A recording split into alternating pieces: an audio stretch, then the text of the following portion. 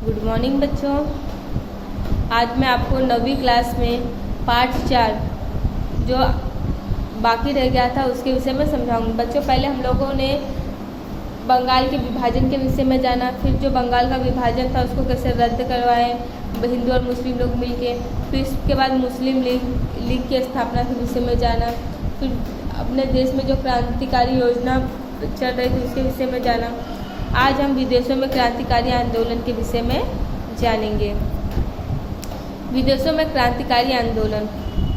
भारत को अंग्रेजों के शासन से मुक्ति दिलाने के लिए विदेशों में भी क्रांतिकारी आंदोलन की शुरुआत की गई थी। देखो, भारत में अंग्रेजों के शासन से तो मुक्ति दिलाने के लिए क्या है, विदेशों में भी, भारत में तो क्रांतिकारी आंदोलन की योजना चली थी, विदेशों में भी इस आंदोलन की शुरुआत की गई थी। भारत में शुरू हुई उग्र क्रांतिकारी प्रवृत्तियाँ भारत के बाहर ठेठ England, Canada, Germany, France, Myanmar यानी बर्मा, मलाया, सिंगापुर, अफगानिस्तान, रूस आदि देशों तक फैली। विदेश में क्रांतिकारी प्रवृत्तियाँ और सक्रिय क्रांतिकारी। श्याम जी कृष्ण वर्मा, मदन लाल धिंगरा और वीर सावरकर, लाला हरदयाल, उधम सिंह, राजा महेंद्र प्रताप, मैडम भिखाई जी कामा, सरदार सिंह राणा, मौलाना अब्दुल्ला, मौलाना बशीर, चंपक रमन पिल्लाई, डॉक्टर मथुरा सिंह, खुद्दा बख्श जैसे क्रांतिकारी जुड़े हुए थे। ये विदेशों में इन्होंने क्या काम की, क्रांतिकारी फैलाना, क्रांति की प्रवृत्तियों को आग लगाई यानी फैलाना शुरू कर दिया, उसको जोर दिया उन पे। विदेश में क्रांतिकारी प्रवृत्तियाँ। विदेश में होने वाली क्रांतिकारी प्रवृत्तियों द्वारा भारत की क्रांतिकारी प्रवृत्ति को गति मिल रही थी। इंग्लैंड से गुप्त रूप से रसोइये के बिस्तर में पिस्तौल शस्त्र भारत भेजते थे। ये लोग क्या काम करते थे, इंग्लैंड से गुप्त रूप में जो रसोइयों लोगों के लिए बिस्तर वगैरह आता था उसके बीच में ये लोग शस्त्र वगैरह भारत लोगों के लिए भेजते थे। क्रांतिकारियों की आलोचना करने वाले अंग्रेज विलियम वायली की मदन लाल धिंगरा ने हत्या कर दी। विलियम वायली की मदन लाल धिंगरा ने हत्या कर दी थी। 1907 में अमेरिका के कैलिफोर्निया में इंडिया इंडिपेंडेंस लीग संस्था की स्थापना की गई थी, जिसका बाद में लाला हरदयाल ने गदर पार्टी नाम रखा। 4 भाषाओं में गदर साप्ताहिक शुरू किया गया। इस प्रवृत्ति में तारक नाथ दास और कतार सिंह भी शामिल हुए। जर्मनी में चंपक रमन पिल्लाई ने हिंद राष्ट्रीय स्वयंसेवक दल की रचना करके इराक को मुख्यालय बनाया। वहां से भारत पर आक्रमण करने की योजना भी बनाई गई थी।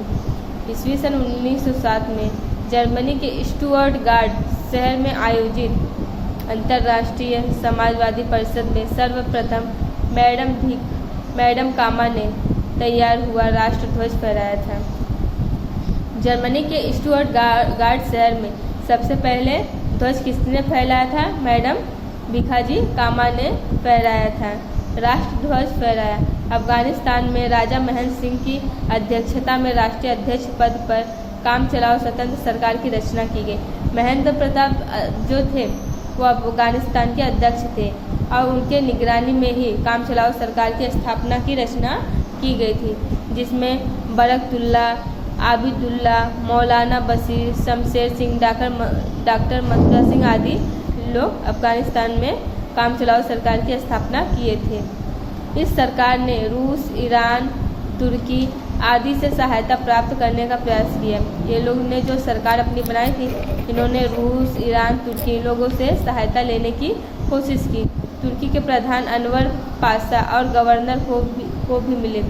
रेशमी रुमाल पर लिखे गालिबनामा षड्यंत्र सभी मुसलमानों ने एकत्रित संगठित होकर ईसाइयों के विरुद्ध जंग शुरू किया और पकड़े गए। राजा महेंद्र प्रताप ने अपने हस्ताक्षर वाले सोने की पट्टी रूस के जार के पास भेजी, जिसमें जार के इंग्लैंड के साथ संबंध तोड़ डालने के लिए कहा गया। उसने पट्टी भेजी जिसमें लिखा था कि रूस को जार के साथ संबंध तोड़ना होगा। रूस के क्रांतिकारी ट्रोट्स्की ने तो भारत के क्रांतिवीरों को सभी तरह की सहायता देने का वचन दिया। बर्मा में सोहमलाल पाठक और सिंगापुर में परमानंद ने क्रांतिकारी प्रवृत्ति शुरू की। बर्मा यानी जो म्यांमार है। उसके अतिरिक्त कामागाटामारू और तोसामारू स्टीमरों की घटना ने क्रांतिकारियों को विदेशों में अंग्रेजों के विरुद्ध भावना जागृत करने में प्रेरणा शक्ति की भी प्रदान की। भारत के राष्ट्रीय और उग्र क्रांतिकारी आंदोलन के इतिहास में देशभक्ति से भरे 18 से 24 वर्ष की आयु के युवक भी थे। ये भारत राष्ट्रीय उग्र क्रांतिकारी आंदोलन में हिस्सा लेने वाले ये क्रांतिकारी थे ही जो उम्र के थे, उनके साथ में ही 18 से 24 वर्ष के बीच के जो युवक थे उन्होंने भी भाग लिया था। मौत को मुट्ठी में लेकर कोई भी साहस और रोमांचक कार्य वे पूरा करते और पकड़े जाने पर हंसते हंसते इंकलाब जिंदाबाद। देखो ये लोग क्या काम करते हैं, बिना मौत के डर के वो रोचक रोमांचक यानी कि एकदम खुशी खुशी उस कार्य में शामिल होते और पकड़े जाने पे इंकलाब जिंदाबाद वंदे मातरम का नारा लगाते, गगनभेदी नारा लगाते हुए फांसी के फंदे पर चढ़ जाते और इस तरह से मातृभूमि की आज़ादी के उत्तम ध्येय के लिए वीरगति को प्राप्त हो जाते हैं। और इस तरह वो अपनी भारत माँ की आज़ादी के लिए वो अपनी जान को भी कुर्बान कर देते थे। उन्होंने जो उचित देशभक्ति त्याग की और बलिदान दिया वे युवा पीढ़ी को सदियों तक प्रेरणा देते रहेंगे। इन्होंने जो बलिदान दिया है बच्चों, आज तक भी हम उन्हें याद करते हैं और उनकी कुर्बानियों को सलाम करते हैं।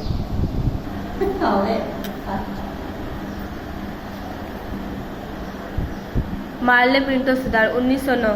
फूट डालो और राज करो की नीति अपनाकर अंग्रेजों ने क्या काम किया, हिंदू और मुसलमान के बीच कौमी वैमनस्य खड़ा किया था। मतलब दोनों को एक दूसरे के खिलाफ झगड़े के लिए खड़ा कर दिया था। ऐसी योजना उन्होंने बनाई थी।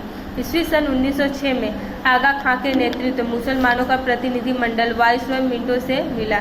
उस समय भारतीय मंत्री मार्ले था। ईस्वी सन 1909 इस सुधार को मार्ले मिंटो सुधार कहते हैं।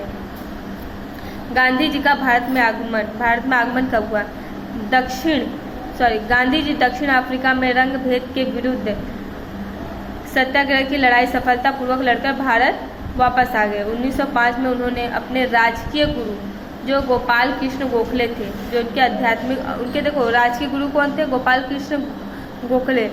और उनके आध्यात्मिक गुरु कौन थे? श्रीमद रामचंद्र थे। उनसे उन्होंने प्रेरणा लेके भारत के कई भागों में उन्होंने प्रवास किया। उन्होंने भारत के कई भागों में वो घूमे, फिर उनको भारतीय जीवन को पहचानने का प्रयास किया।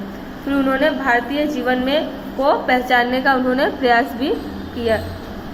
हिंदुस्तान की गरीबी का मूल अंग्रेजों द्वारा होने वाला शोषण को कारणभूत मानकर हिंद में से ब्रिटिश शासन को समाप्त करने के उपाय का विचार किया। फिर गांधी जी ने देखा कि हिंदुस्तान की गरीबी जो बढ़ रही है, उनका जो आर्थिक शोषण हो रहा है, इसका कारण कौन है? अंग्रेज है। उनकी ब्रिटिश सत्ता को समाप्त करने का उन्होंने विचार किया। Rowlatt act. ब्रिटिश सरकार ने इंग्लैंड के कानून विभाग के मंत्री रॉलेट की अध्यक्षता में 1919 में रॉलेट एक्ट बना। यह कानून क्रांतिकारियों और राष्ट्रविदों का दमन करने के उद्देश्य से बना था। व्यक्ति स्वातंत्र्य और वाणी स्वातंत्र्य को समाप्त करने वाला यह कानून काला कानून के रूप में जाना गया। इस कानून के अनुसार किसी भी संदेहास्पद व्यक्ति की गिरफ्तारी की जा सकती और उस पर मुकदमा चलाए बिना कई दिनों तक जेल में बंद रखा जा सकता था। इस कानून को काला कानून भी कहते थे क्योंकि इसमें व्यक्ति की गिरफ्तारी करके उन पर मुकदमा चलाया जाता था और उनको कई दिनों तक जेल में बंद भी रखा जाता था, जिससे गांधी जी उसे काला कानून कहते थे। जिससे क्या है, गांधी जी उस कानून को रॉलेट एक्ट को काला कानून कहते थे। मोतीलाल नेहरू के मतानुसार दलील, अपील और वकालत का अधिकार छीन लिया गया। उनके हाथ से ये दलील वगैरह का अधिकार छीन लिया गया। इस कानून से ब्रिटिश सरकार को विरोधियों का दमन करने की विशाल सत्ता मिल गई। इस कानून क्या मोतीलाल नेहरू के हाथ से कुछ हक छीन लिया गया, तो इससे क्या ब्रिटिश सरकार को विरोधियों का दमन करने का एक विशाल सत्ता मिल गई। इसलिए उनके नेताओं और जनता ने जगह जगह विरोध किया। उसके विरोध से सभाएं, जुलूस, प्रदर्शन और हड़ताल का आयोजन भी किया गया। सरकार ने दिल्ली में गांधी जी को गिरफ्तार किया। 6 अप्रैल 1919 में पंजाब में डॉक्टर सत्यपाल और सैफुद्दीन किचलू को गिरफ्तार किए जाने पर आंदोलन उग्र हुआ और पंजाब में सरकार ने दमन का खुला दौर चलाया। तो बच्चों अगले वीडियो में मैं आपको जलियांवाला बाग हत्याकांड के विषय में समझाऊंगी। धन्यवाद।